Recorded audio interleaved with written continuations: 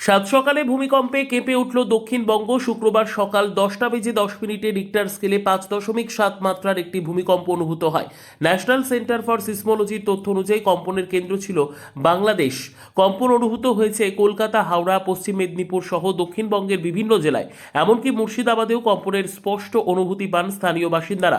ভূমিকম্পটি কয়েক সেকেন্ড স্থায়ী হলেও অনেকেই আতঙ্কে বাড়ির বাইরে বেরিয়ে আসেন। প্রাথমিকভাবে কোনো বড় ক্ষয়ক্ষতির খবর পাওয়া যায়নি। বিশেষজ্ঞরা জানিয়েছেন, বঙ্গোপসাগর এলাকায় মাঝে মধ্যে এমন সিসমিক অ্যাক্টিভিটি ঘটে থাকে, তবে সতর্ক থাকার পরামর্শ দেওয়া হয়েছে। আবারও আপনাদের জানিয়ে রাখি, সাত সকালে ভূমিকম্পে কেঁপে উঠল দক্ষিণবঙ্গ। শুক্রবার সকাল 10টা বেজে 10 মিনিট নাগাদ রিক্টার স্কেলে 5.7 মাত্রার একটি ভূমিকম্প অনুভূত হয়।